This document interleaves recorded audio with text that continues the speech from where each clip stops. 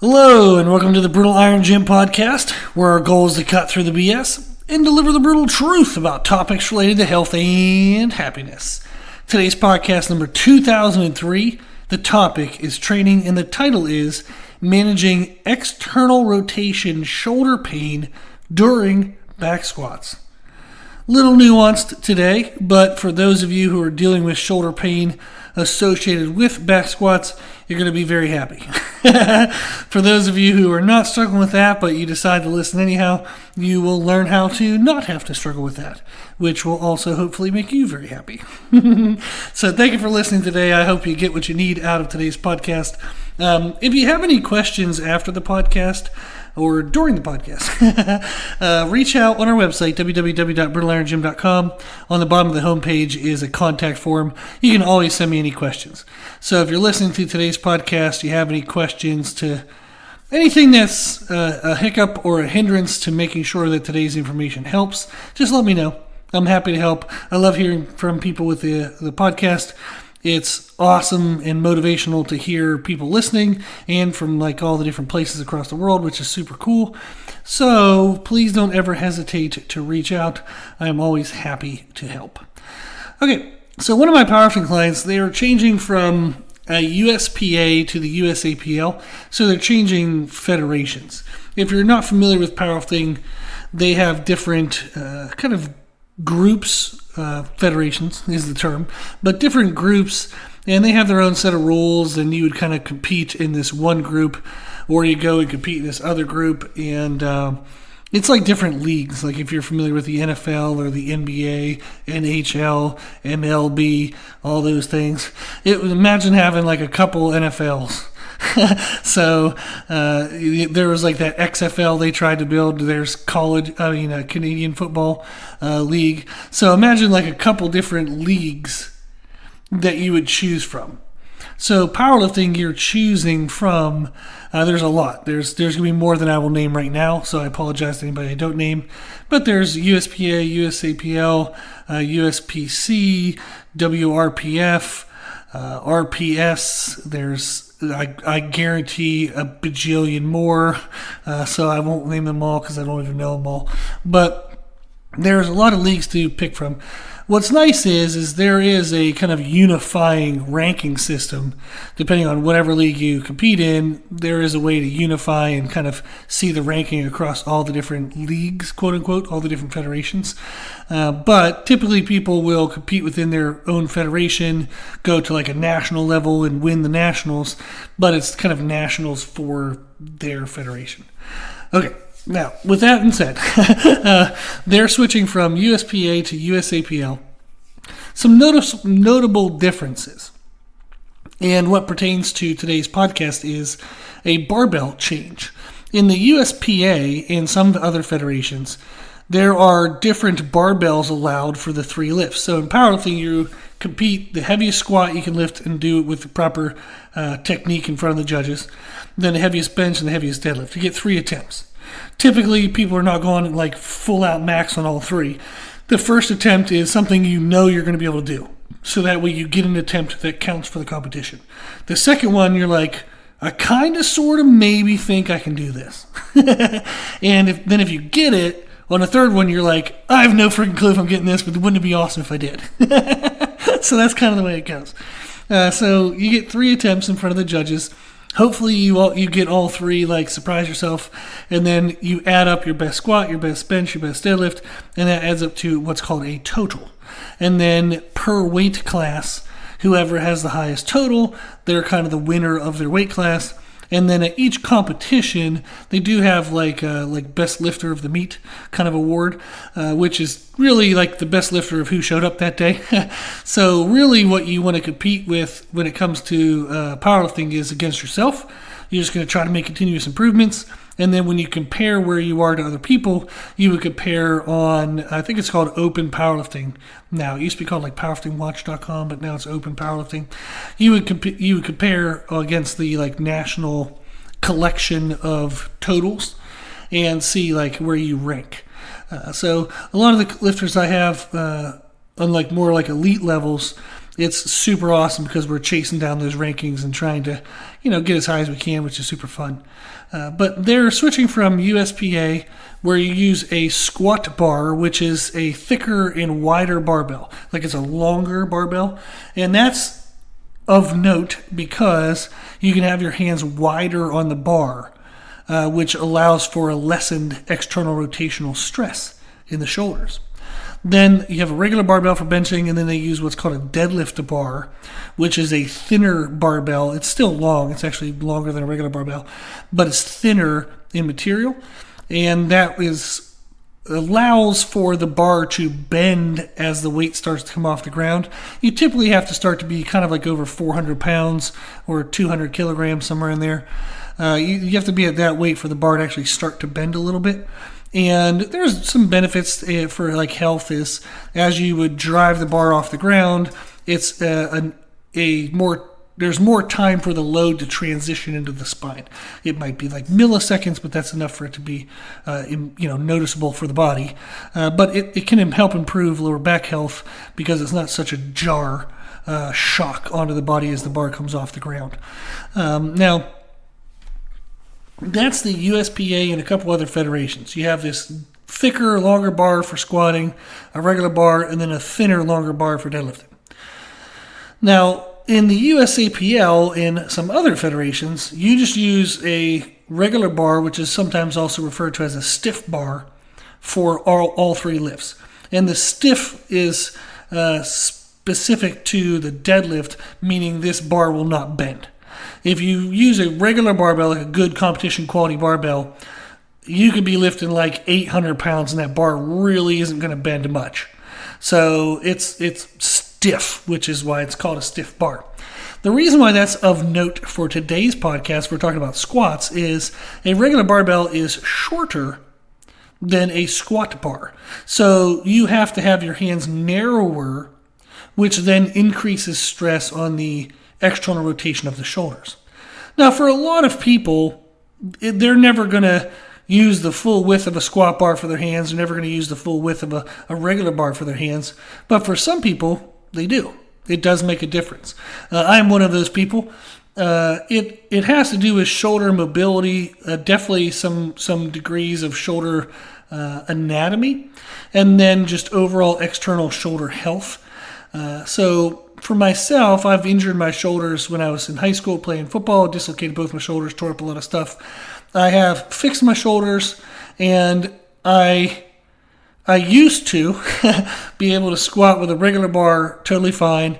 Now, that is very, very, very painful. I have to kind of do a lot of therapy to get my shoulders to open up enough to get my full grip onto a regular barbell to squat. So much so that I don't bother doing it because it's so intensive to make that happen. And it's because I just lost some shoulder mobility due to injury. My anatomy doesn't work really well for it. I have really short upper arm bones, which creates more torque. And there's just some other things I have going on. Now, it doesn't, not woe is me. I'm fine. But there are options where you can get like a squat bar, my hands will fit on fine, and you can also change your grip. So the client that I was working with, they're a bigger build of a human being.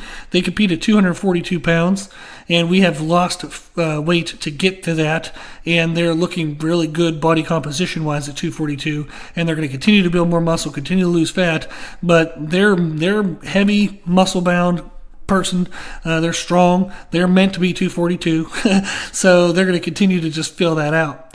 Now, for them, that external rotation is very challenging on a stiff bar, low bar position. For their anatomy, low bar is absolutely a must for them versus like a high bar squat.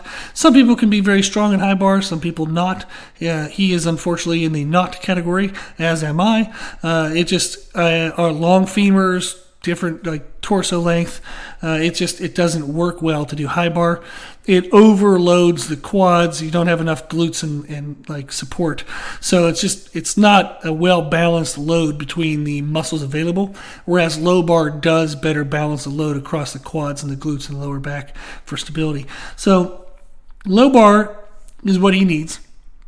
When we were doing the USPA and he had a squat bar, he could use what's called a talon grip, which is you, instead of having all 4 fingers over the bar and your thumb under the bar, how you typically would hold a bar for squatting, you're going to just put your pointer finger and middle finger over the bar, and your thumb, your ring finger, and pinky finger are going to be under the bar. So it's a talon, like think of like an eagle. Eagle talon. Grr. Eagles do not go grr, first of all. So I have no clue. Like probably some kind of weird squeak noise that I'm not going to make. But talon grip, we'll move on, is what we would use. And the reason why I use a talon grip is it reduces some of the twist that you need to have in your wrist, which then reduces the twist that is compensatory, like compensatedly made in the elbow. So if you twist your wrist, your elbow joint is going to twist to some degree. But you would also have the twist of the elbow coming from the external rotation of the shoulder, and they're countering. So you would have torque and twist in one direction, and then you turn your wrist to do a full-on grip, and it would counter that, and it creates a lot of strain in the elbow. So if you change to a talon grip, it reduces some of the twist in the wrist, which then reduces some of the twist in the elbow, which reduces some of your elbow pain. So if somebody's having shoulder pain and they're on like a regular squat bar, if you can't make your hands any wider, you can switch to a talon grip, and that can help. The challenge is, though, in the USPA, a talon grip is allowed. In the USAPL, a talon grip is not. So this client is making this change, and what we went from was they have to use low bar because it's like anatomically going to be their strongest position. Not even something we can change with weak point training focus, and even if they were to do front squats and high bar squats and do that for 2-3 years to try to build out their quads, it's still going to be a crappier position than a low bar just due to their anatomy. So we need a low bar position. We went from a squat bar in talon grip, which is a wider grip and a grip that released wrist stress. Now we're switching to a shorter bar and no talon grip, but we still need the low bar position. So the change is going to, and currently is, causing shoulder pain for the client. So the client's experiencing shoulder pain, a little bit of side-to-side imbalance. We went through 4 weeks of training coming out of the previous USPA position, the squat bar talon grip position, and we did 4 weeks of regular, now full hand grip, regular bar squatting, and he's experiencing some pain. Now, in our workouts, we would typically already have built in some external rotational therapies. I do that for all of my clients, even if they don't compete in powerlifting. Just everybody struggles with good posture. So I include postural and shoulder mobility drills into their workouts, as well as things for the hip and for the core to stabilize and brace and balance the lower back to eliminate lower back stress. So there's a lot of corrective therapies already in my clients' programming. I do that all the time. Just that way we can, not only crush all of our other goals, but we're going to do that with increasing health. The challenge for this client is the amount of external rotational therapies that have been included in the programming was enough to sustain the squat bar talon grip. And when we switched to a full grip squat bar, I did add some of those therapies. It's only been 4 weeks. So you can't open up that much external rotational health in just 4 weeks, even with increased therapies. So what we're looking to do now is we have to make some adjustments. Now, in their journal, all my online clients, we have a journal. It's just a Google Doc. I just title it My Journal and then use their name. And it's private for them. It's just me and them. They can write in anything they want. I answer any of the questions. We also do weekly reviews that include nutrition, training videos, and just general training thoughts. So they had made a note that they were experiencing the shoulder pain. They even included a photo, which was awesome, to where we could see the positioning for them and see just the amount of strain it was causing and a little bit of that side-to-side imbalance. So I wrote back in their journal, in regards to shoulder external rotation for powerlifters, it can be challenging to maintain optimal health because they need some degree of limited motion so they can create torque and stability in their shoulders for thoracic support in the squat and that torque and stability in bench press. So there is some degree of limited motion that you actually want.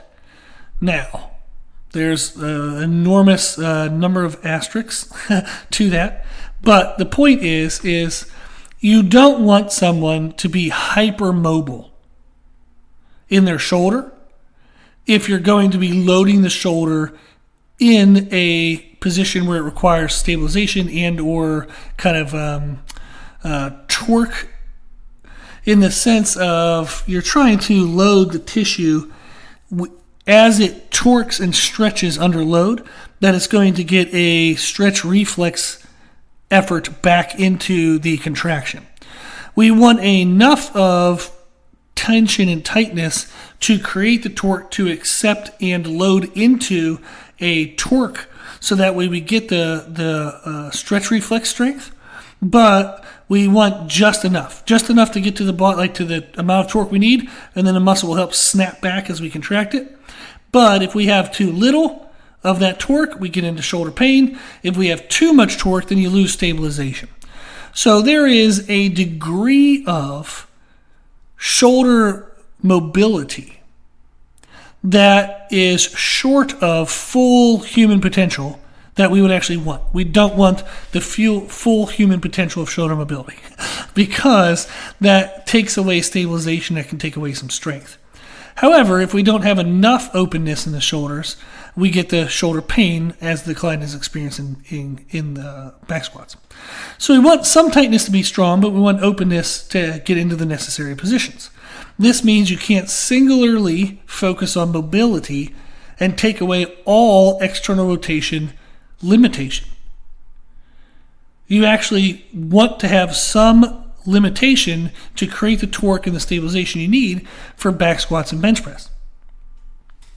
But I don't want this client to be in pain when they squat. So that's what we're looking at. Is we're saying, okay, we don't have enough mobility currently that's causing the pain.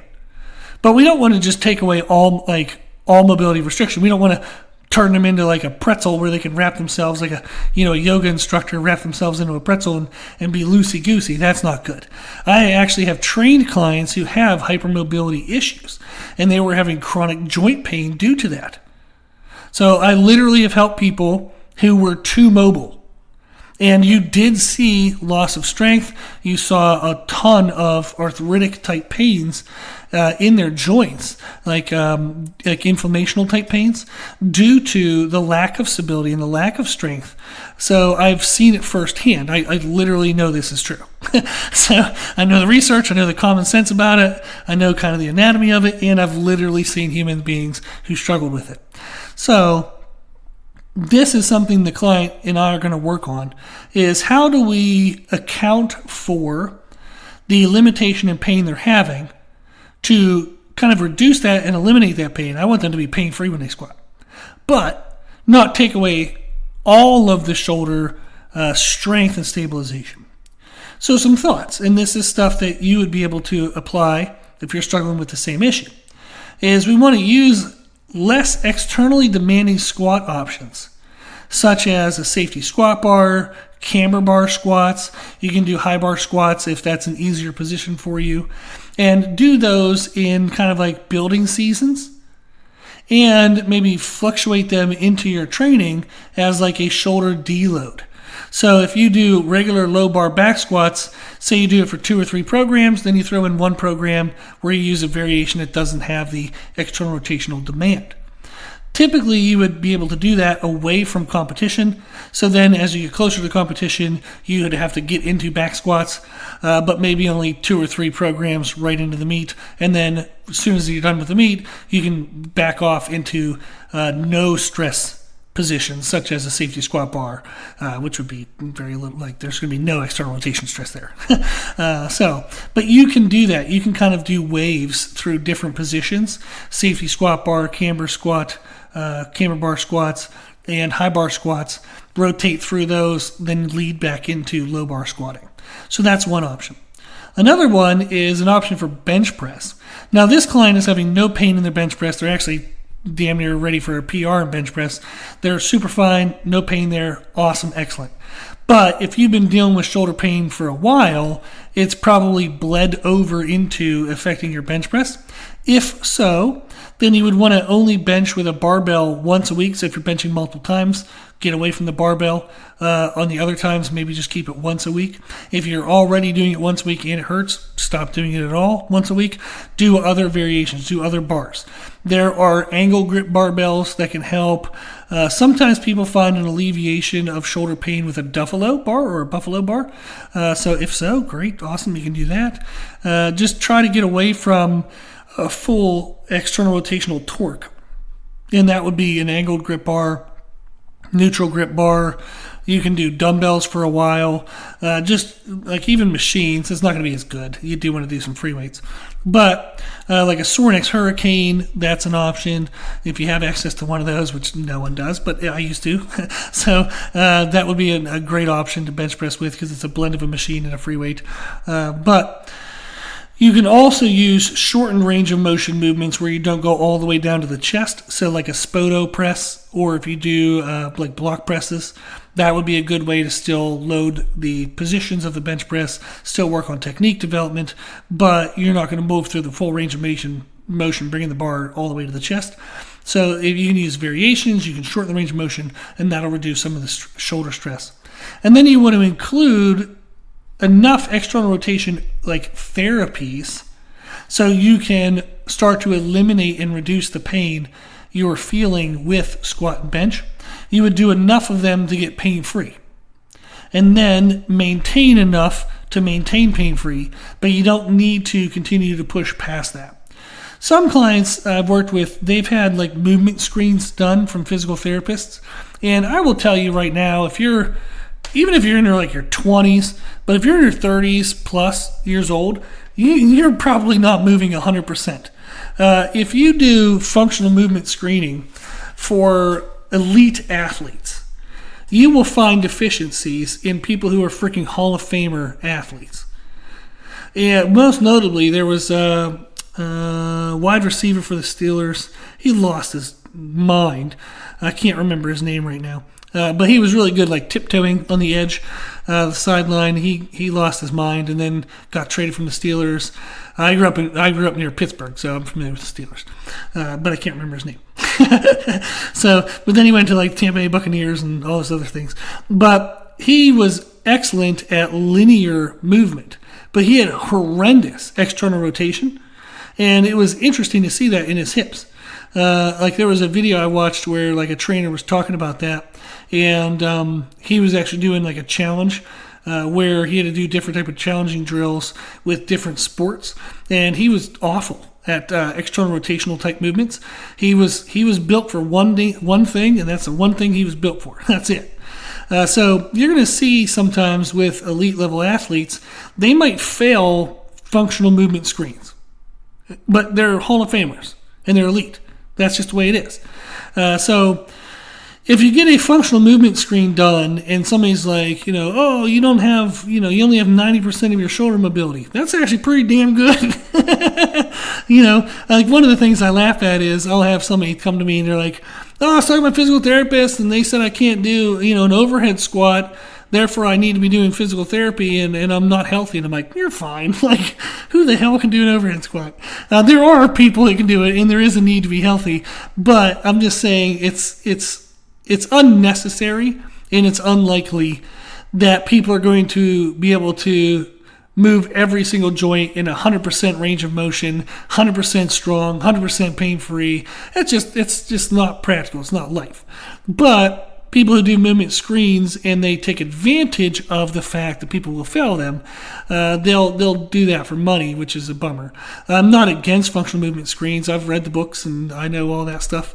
But you have to use them with the understanding of what the athlete is working towards, what's their goals. So they might be deficient in some movement patterns, but that really isn't impactful or necessary to focus on. With that said, we do want to add some therapies to get rid of pain associated with external rotation. But once the pain is gone, keep the therapies enough to keep the pain gone, but don't continue down the rabbit hole and just spend now the first 30, 40 minutes of your workouts doing shoulder external rotational therapies. You do not need to be doing that much. So I'm going to read through the adjustments I made in this client's program so you can see kind of the amount that we build in and how I build that in. In their programming, they squat on Monday, bench on Wednesday, deadlift on Friday, and then do a bench accessory day on Saturday. So we have 4 workouts per week. Now, they bench actually on Monday as well. So they squat and do a little bit of a bench accessory. Then they bench on Wednesday. They like benching on Monday because it's a little bit of a primer for them to like kind of refine technique. And then when they come in on Wednesday, everything feels dialed in and they can get right into the good stuff. So that's a little bit of a nuance there. Is our main bench day is Wednesdays, but they do like to bench still on Monday. Okay, so Monday, in regards to external rotational therapies, because I don't want to get too into the weeds of the entire program, one of the things we start with is foam rolling. They foam roll their adductor, their TFL, and their upper lat connection. The upper lat connection is going to impact external rotation. If you have tight lats, that can contribute to external rotational pain in the shoulders. So you want to test your lat mobility, like your lat range of motion, and make sure you can have like free, full range of motion. You should be able to lift your arm directly straight above your head like you're reaching to the ceiling without any pain, without any restriction. If you feel pain in that or if you feel restriction in that, then hell yeah, you got some work to do. And one of the things you could do is to focus on the lats. So you can do foam rolling, which is good. You can do a doorway stretch, which is helpful, and you can do that with bands. But we do lat stretching for clients that have any issues with shoulder mobility and or I think there might potentially be issues with shoulder mobility. We'll do lat therapies. Then they do some hip drills. Then they get into their preparation for squats, and then they squat. Now, part of the preparation for squat, since squat is the issue we're having the pain with, we're going to have external rotational therapies right before we squat. So not only do we foam roll the lats, we're also going to do what's called a Y raise with the band, and we're actually going to have the band at their face height and do a Y raise. This is, in a sense, it's like an overhead lateral raise, but instead of pulling against weight like gravity, we're actually anchoring a band at their face and they're pulling back up over their head. So think about like whenever like a team scores a touchdown in football, the umpire has the arms up over the head like they're making a touchdown signal. We're going to do that with bands. So they're going to take their arms from in front of their face up over their head like they're making a touchdown signal with a band resistance. Then we're going to do what's called a Cuban press. You can search on YouTube for this. Type in Brutal Iron Gym Cuban press. You can see a video of me showing you how to do that. But that's a really good technique and exercise for external rotational mobility, but also stabilization. So that's extremely important for the squat, since not only are we wanting to get the external rotation, but we also want to brace and squeeze and contract to hold that externally rotated position. So they're going to blend those into some lower body movement things. Then they squat. Then before we go into bench press after squats, we're actually going to be doing some cable lat pull downs behind the neck isometrics. So they're going to sit into a cable lat pull down machine. They're going to pull the bar actually behind their head. They might only get to the crown of their head. They might get to their like hairline. They might actually get to their upper back. Probably not if they're having shoulder pain. So they might be just the crown of their head. But we're going to do a lat pull down. Pull it down as low as they can comfortably. Focus on externally rotating the elbow and really tightening down and controlling and stabilizing that position. Now, we're doing this right after squats, so I know the tissue is going to be kind of pried open from squatting.